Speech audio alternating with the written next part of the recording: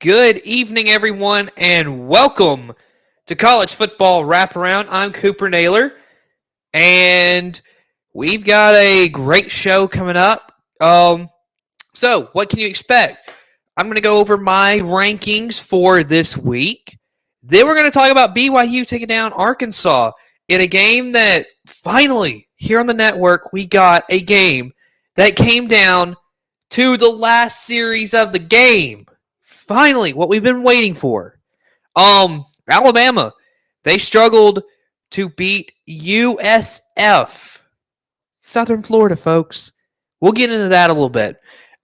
Florida State, they just got by Boston College. Colorado, they had to have overtime, but they did beat Colorado State. And then, right smack dab in the middle of the show, you, the viewers, have a chance to ask me some questions. So if you have anything you want to know about college football, you can put it in the chat. I will answer it. So that is a little bit about tonight. Oh, also near the end of the show, I will be announcing the Week 4 college football on Saber Broadcast Network game. So you do want to watch the full show to get that. So let's go ahead and dive into the rankings. And of course, it was posted Sunday afternoon on the community post. But if you don't check the community post very often, this is where I show you the rankings right here, and I kind of go through it and explain my decision making. So you may be asking, maybe the biggest question here is the idea of, I believe Florida State's moved up one spot. Alabama's moved up. Again, what these rankings do here is I try my rankings to have a slogan of, if you win your game, you don't get bumped down. But if there is a team that loses that's ahead of you, even though you may have played bad, you still get bumped up because you did win your game. And Tennessee didn't win their game. You'll see where they're at. You can see they're not in the top 10. But my thing is, I don't believe you won a game. Why get affected by losing why get affected if you play bad? I mean, you played bad, but yeah, you won your game though. I don't believe you should be put down because you won a game. So, of course, Ohio State, I think, is another team that people may be thinking, they haven't really looked impressive, but still, they've won. So I don't drop a team because they win. I'll keep them where they're at. And so that is my top 10. Of course, when it comes to the undefeated teams, that's kind of how I feel like in the top 10, how they would perform against each other. And then once you get into the one-loss teams, I really don't know if it's really how I would feel, but it's just where I feel like the current week we're looking at and seeing how they performed on the field so far. But as far as, do I think Alabama would beat any of the other teams that are ahead of them? They'll keep it close. As far as beating them, I don't know. So, all right. And then here is 11 through 25. And you can see Tennessee's moved down to 14. So the good, like the number that I've been dropping teams when they lose is about 9 places. Kansas State, for instance, was 16. Now they're down to 25. So, again, you see that I haven't dropped anybody out the last few weeks of the rankings. But this week, as you can see, some of these matchups, there's going to be significant change in the rankings. And it will be interesting to see how does the rest of it play out. Some of the big games. Alabama and Ole Miss is big. Oregon, Colorado. Clemson and Florida State. Those are kind of like the headliners. Ohio State, Notre Dame is another one. Penn State and Iowa. LSU, Arkansas is an interesting game. So this is what I have right now for my rankings. So, of course, I can see some comments about maybe a little bit of a disagreement, but that's just the beauty of having my own rankings is that I have my opinion and y'all can have your opinion about it. So, also you can have your own questions. You can have your questions here in a little while, but let's begin tonight by talking about BYU taking down Arkansas. The game was it was a very back and forth game.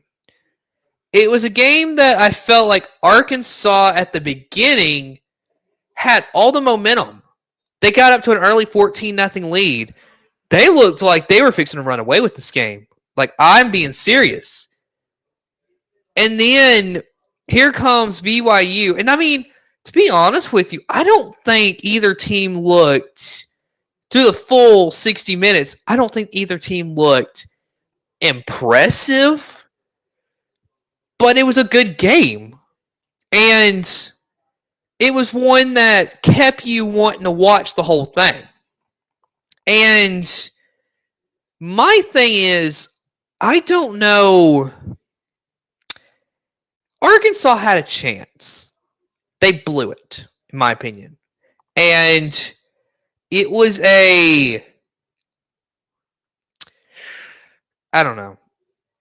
It just really is one of those games where Arkansas, you scratch your head because they got up 14-0. Then here comes BYU scoring 21 unanswered. Then you have Arkansas go, and I believe score about 17 unanswered, get up at like 31-21. And then the rest of it was just BYU the rest of the game. And I just don't. I mean, I don't understand how this game got away from Arkansas. But it was one of those that I'm going to pull up some stats real quick because I think that'll get some good information about how this game went. And let me tell you, Keaton Slovis for BYU, the quarterback, he didn't do incredible in this game. But I'm going to get y'all some stats because that's the best way one of the best ways of knowing how a team played. And so, as I await this to load, of course, phones can be slow with you sometimes. So, if we look at the team stats, again, another game where Arkansas Arkansas had 21 first downs to 17 of BYU. Fourth down efficiency, this is where it killed Arkansas. BYU 4 for 13, Arkansas 2 for 13. Fourth down efficiency, BYU never went for it. Arkansas 1 for 2. Now, this is just the head-scratching thing right here. Arkansas had 424 yards total to 281 to BYU. Now, how in the world does BYU win this game with that? Well, I'm going to tell you here in a minute. You'll see. Okay, passing. Arkansas, 247 to 204 of BYU. Keaton Slovis was 14 of 26. Not incredible. Arkansas, 24-35 through the air. Okay. Arkansas on the run on the ground, 177 to 77. Penalties. This is one of the two things that really killed Arkansas. BYU had 7 for 45. Arkansas had 14 for 125. Turnovers. Arkansas 2, BYU 1. So those last two stats I really told you are the defining aspects of the game. The penalties and the turnovers for Arkansas. You can't have that if you want to win a game. And it was there at the end. It ended in a penalty. They just never looked to be on a roll. And so, what does this mean for Arkansas down the road? Because they haven't opened their conference schedule quite yet. They're going to against LSU this week. What does this tell for Arkansas? Well, to be honest, this is not looking good if you're Arkansas. Because you got LSU this week, who just, what do I say about that game against Mississippi State? Just obliterated them. I think that's a good word for saying it.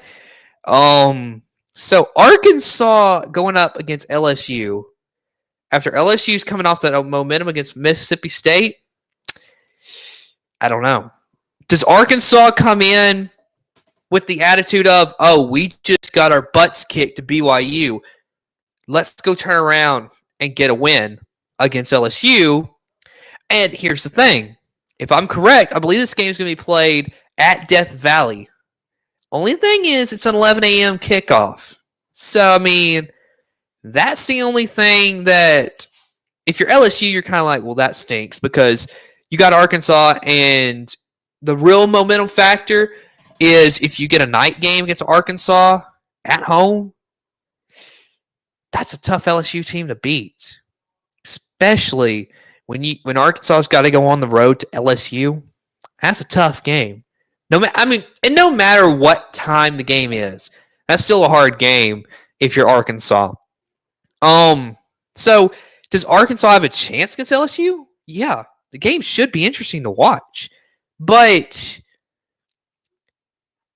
they've got to clean up these mistakes.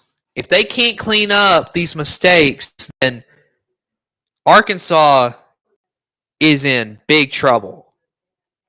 So, that's just a little bit about what I saw from that BYU Arkansas game. And by the way, BYU, they didn't look impressive to me either, but I don't think they have the gauntlet of what the SEC is, especially the SEC West. So, I don't know. BYU has a slightly easier schedule, in my opinion, just because the Big 12 is not as hard as the SEC. But it will be interesting. Can BYU compete for anything in that Big 12? Like, where are they going to end up at the end of the season? I don't know yet.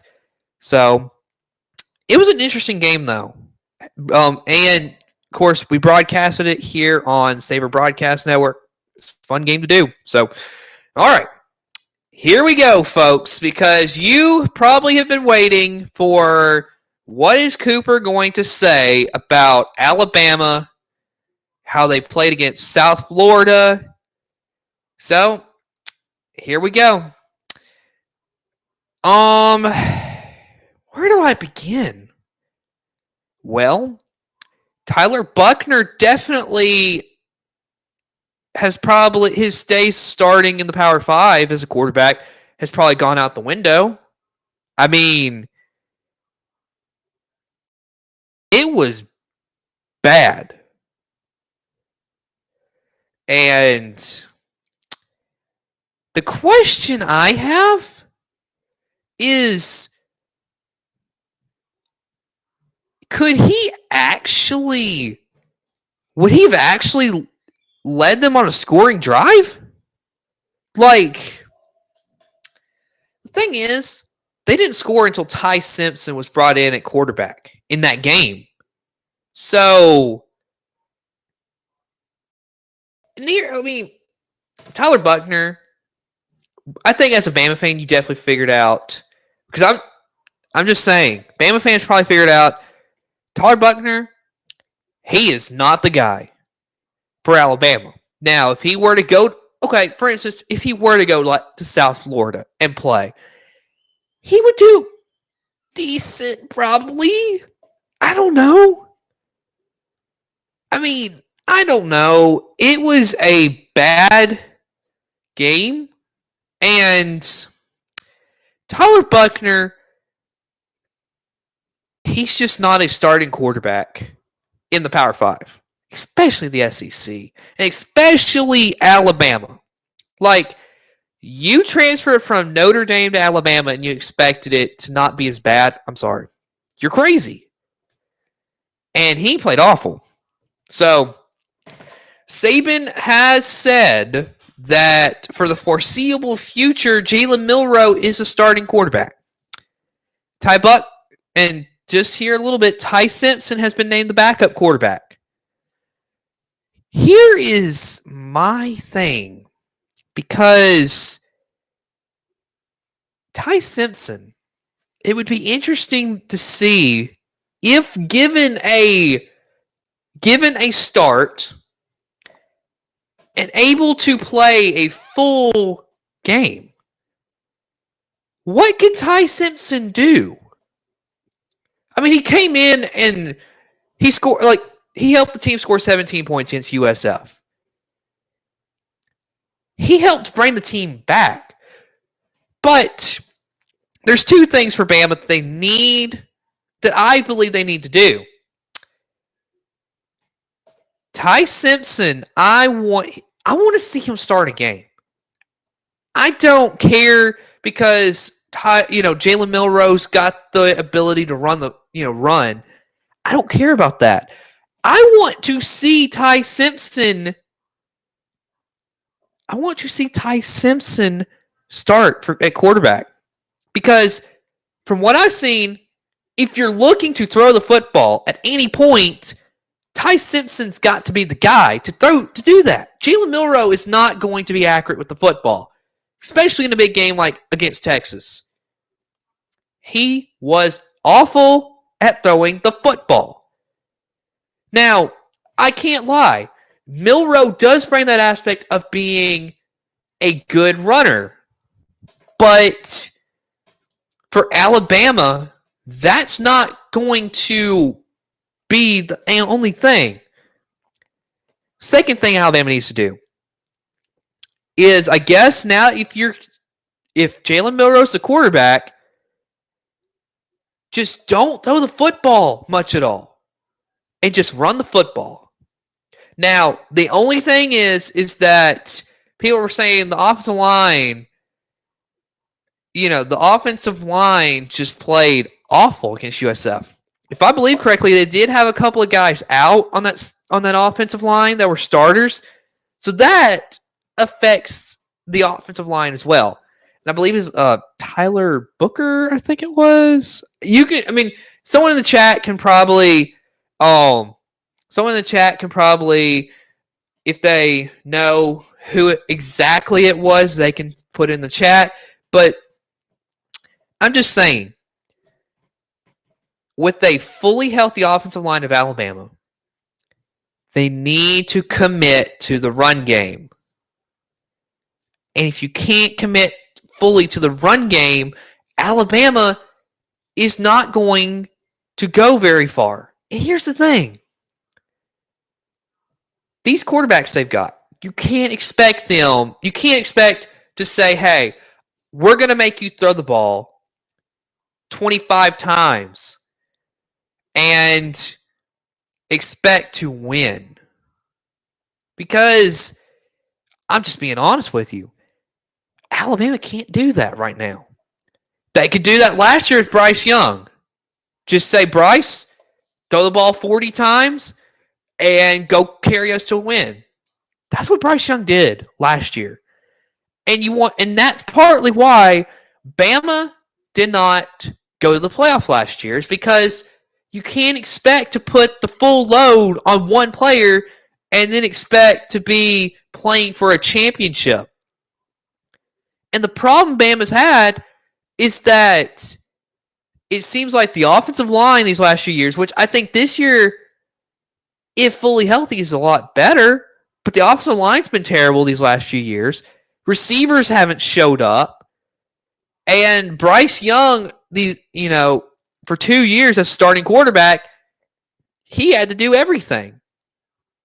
And now you got the running backs, and I think you got the offensive line that you don't have to throw the ball all that much. I mean, the thing is, commit to the run game.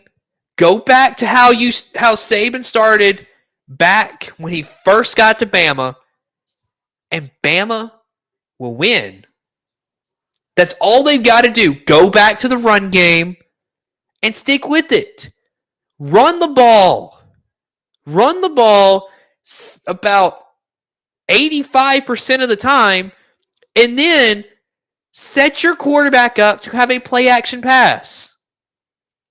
And Jalen Milroe, if he's put in that position, he's got a big arm. So he can make deep passes, but he's got to know where to go with the football, for one. Because if you watch the game against Texas, it doesn't seem like he knows where to go with the football. So put the ball where it needs to go and just go play Alabama football from the early days of Nick Saban at Alabama. That is what Alabama needs to do. Now, if they're going to do that, I don't know. But that's what I would be doing if I were head coach. Go the run game. All right. So now it is time for a little question and answers time. So all those people listening on Spotify that may be new to the show, what we do here is that for the live viewers on YouTube, they have a chance to ask me questions about college football, and it's more like a conversation with the viewers, just getting a little bit of engagement. So if you have any questions at all, I'm going to answer them, and, we will go from there. So let me scroll.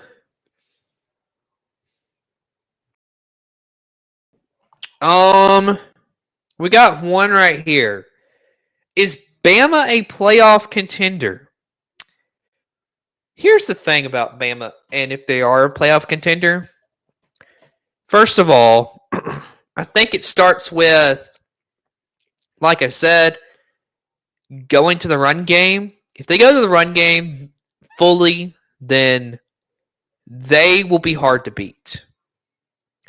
They don't. And if they continue to just play football how they have been, and it's just so reliant on the quarterback, Bama, I don't think, makes the playoff. If they're going to just be reliant on Jalen Milroe having to carry the team, I don't see Bama doing that good. So, I mean, it is unusual territory for anybody who follows anything coming from Tuscaloosa. Let's see. Chris Naylor says, where is Rutgers? Well, again, the 25 teams I've got in the rankings are who I think is the best. And so I'm not quite there on getting Rutgers in there. But if I had to put probably right now, probably because of the eye test, probably BYU would be the first undefeated team I'd put in there. Can Auburn be bowl eligible this year? They can, but it's going to be hard. Of course, the SEC schedule they've got is going to be tough. I don't foresee them being that good in conference. They just have a lot to play. Even Arkansas, I think, is going to probably beat them. So, I mean, don't know. Let's see. Will Texas go all the way? No. Texas is not going to win the championship. Can they make the playoff? Yes. I think that they are a playoff team. But here's the thing.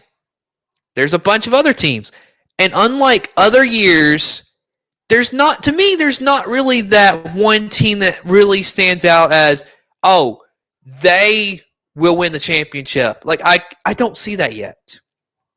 There's not that dominant team who we can pick out after 4 weeks and be like, okay, they're the best team. If I'm going to be completely honest with you, a team that looks to not have a lot of issues that could potentially be that, I think Notre Dame. Now, of course, this Ohio State game is going to tell a lot, but Notre Dame, if I'm going to be completely honest with you, I don't see a lot wrong with that team right now. You've got Sam Hartman as their quarterback. They've got a great offense, complementary, because I think they're able to run the football. They got a great offensive line. They got great receivers. Notre Dame's going to be a tough team. They're a team that is going to be there at the end of the year. And they, I think, have a chance to make a little noise this year. So that's a team I would watch out for. Okay, what do you think about Jackson Arnold? Will he be reliable next season as a starter for Oklahoma? I mean, I'm not sure yet. He's only come in like at the last few minutes. Of every game, because Dylan Gabriel's been just insanely good. Of course, they haven't really played anybody quite yet. But Oklahoma, I think they're establishing that they are the second best team in the Big 12 right now. I was skeptical, folks, going into the season, how will Oklahoma do? But I think I can be confident right now. Even though they haven't played anybody, but I think Oklahoma, to me, has solidified themselves as the second best team in the Big 12 going into Big 12 play. So they're going to Cincinnati Saturday. So I think that's an interesting game. Very interesting. Let's see what Oklahoma can do against Cincy. And then we have Chris Naylor saying Texas will blow it like always. I don't know, but I do think they're a good team. I think Texas is a very good team. Is Colorado going to beat Oregon? Right now, of course, my opinion may change Saturday, but no. I don't think they will. Travis Hunter's going to be out. Travis Hunter's the best player on that Colorado team right now. Now, people could argue, why not Shedeur Sanders? I'm like, here's the thing. When you have a guy who could play wide receiver and defensive back, and he's incredibly good, then Travis Hunter's the best player on that team. And you give him time, he could be a guy who could win the Heisman. That's just my opinion. Just watch out. Travis Hunter is a really great player. Okay. How many, if you want to continue sending your questions, I am happy to answer them. I'll answer a couple more, and then I will turn my attention to Florida State because, of course, we got a lot to talk about when it comes to Florida State and Colorado coming up next. But if you have any more questions, this is your chance, folks, to have them answered. So if you have anything else, then please put them in the chat. And again, like I said, Notre Dame and Ohio State, big game, folks. Because, like I said, I think Notre Dame is legit this season as well. So, I mean, hey, if Notre Dame's legit, let's go see if can they beat Ohio State at home? Of course, being at home. Okay. Will Oklahoma beat Texas? Right now. Okay. I'm going to speak from what I've seen so far. And things may change. But right now, I think Texas would beat Oklahoma if they played right now. And the reason I say that is because Texas is more tested so far this season. I mean, it takes a team to go into Tuscaloosa and win, but not only win, but come out with a double-digit win, and the first non-conference team to go in there since I believe UL Monroe. I mean, Texas is a good team, so who knows? And then Chris Naylor says, who has Notre Dame beat? Well, I get what you're saying. They haven't really beat anybody yet as far as, who is any good. But they, to me, right now they do look like a better team than Alabama right at the moment with how they played so far. Now, of course, like you said, you may say though, because Alabama has had a tougher schedule here early. But Notre Dame, there's things that they look to have played better. And then, so, let's see. Is Georgia a 3-championship team? No. I don't think they're winning the championship this year. And then, Cooper, you haven't even watched Oklahoma. You said Arnold only came in at the end of the game. He has played third quarter every game. Texas almost lost to Wyoming. OU will win that game. Mark my words. I mean, it could happen. I don't know. But I don't see Oklahoma beating Texas at this moment. That's what I was saying. At this moment, I don't see Texas losing to Oklahoma. But we'll just see. But I do have to move on. Because now we've got to talk about Florida State. And they had a close call against Boston College, folks. And I'm going to get the stats out because, we're going to get accurate information for you. And it was I believe, 31-29 game. Yeah, 31-29. And Florida State got shut out in the fourth. 13-0 to Boston College. So, so when we look at the stats, of course, getting it pulled up. They were even on first downs. 20 first downs for Florida State, 20 first downs for Boston College. Third down efficiency. Florida State was 1 for 9, folks. Boston College, 8 for 19. Fourth down efficiency. Florida State, 1 for 1. Boston College, 4 for 5. Total yards, Boston College, 457. Florida State, 350. Passing yards, Boston College, 305. Florida State, 222. Run game, Boston College, 152 to 128. Penalties, though, killed Boston College. They had 18 for 131. Florida State only had 5 for 45.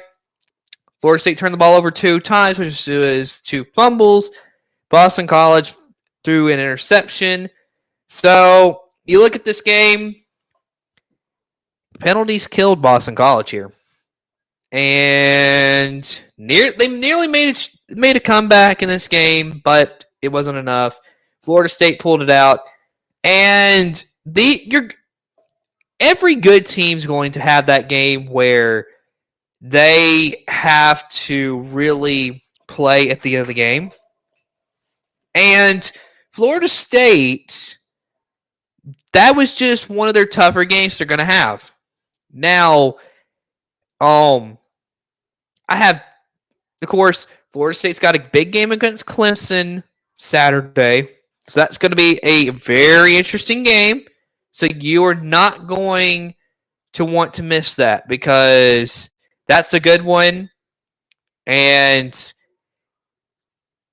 Florida State this is really the game where if they're really for real, then they got to slay the giant of the ACC. I mean, that's just my opinion because right now Clemson is the big monster, and Florida State's got to go slay it. So, I mean, that's just how I see it right now.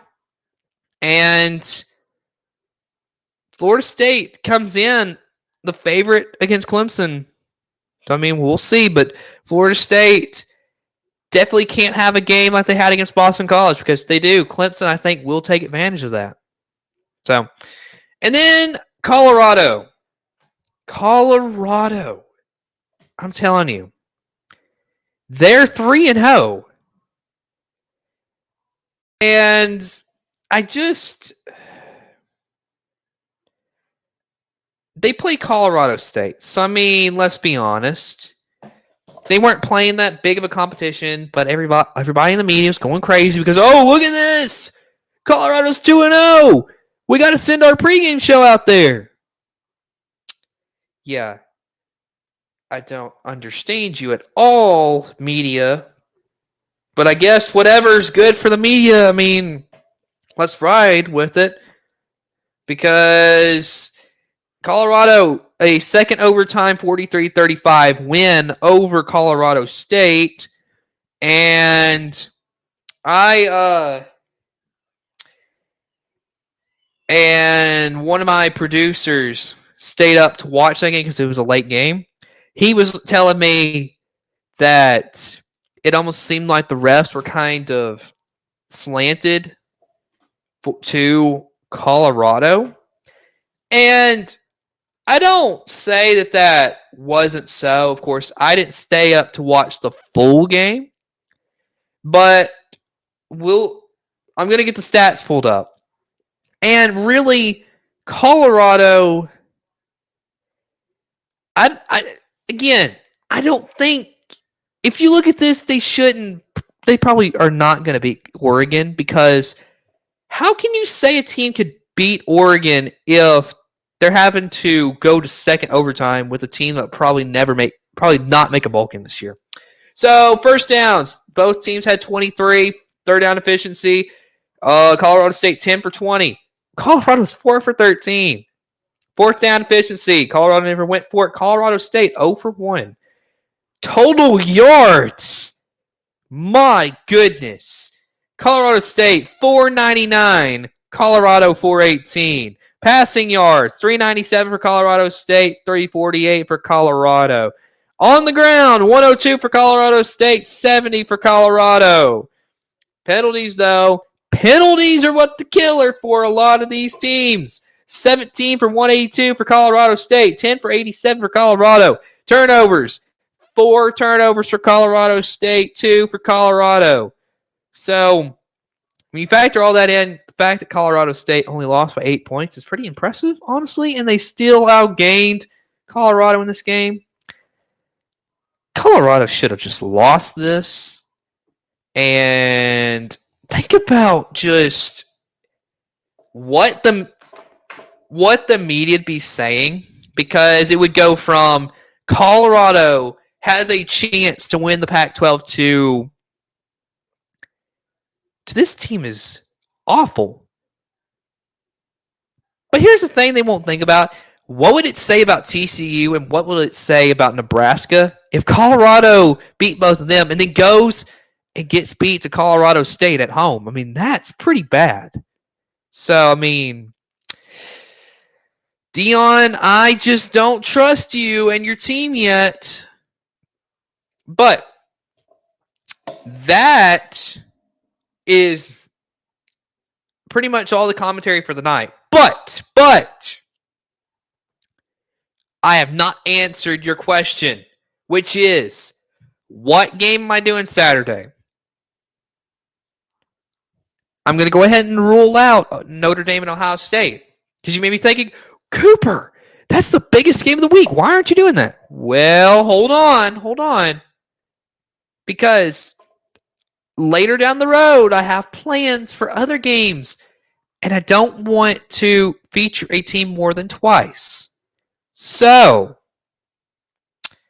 with that being said, it's a game that I talked about a little bit earlier in the show that I think has probably the biggest implications on the season this week. And it has to do with two teams that we've seen do it before. Go to their conference championship and make their way to being incredible. So, without a doubt, here is Week 4 game. Florida State and Clemson. So, yes, coming straight up after college football wraparound. Well, after ESPN College Football Saturdays is over. Right at 11 a.m., Florida State and Clemson. This game has so many implications with the ACC. I mean, I'm sorry. This is probably, to me, a big game because you got Florida State, who has looked incredible, and you got Clemson, who lost to Duke and has been getting a lot of crap. So, here's the question. Because Clemson's playing at home, and you got Florida State coming in, and Clemson is being told you can't do it. How's Clemson going to respond? That's going to be big. And Florida State, you got all the media thinking, oh, you're going to be, you're incredible this season. You should win. But here's the thing. Can you do it against Clemson? Can you go in there and beat Clemson at Clemson? We're going to find out Saturday at 11 a.m. So, I know it may not be the biggest excitement for you, but trust me, I've got more games that I have planned out for later down the road that I may do. Of course, everything goes through a process of, just seeing what will work out scheduling wise. So, of course, that's why I wait until my Wednesday night college football wraparound to give you the game, because I don't want to announce I'm going to do something and then I'm not able to do it because, that's not fair to you, the viewers. So, Florida State Clemson coming up Saturday, 11 a.m. You don't want to miss it. It's going to be good. But for now, for everyone watching or listening on Spotify, thank you for watching. We will see you Saturday. Good night, everybody.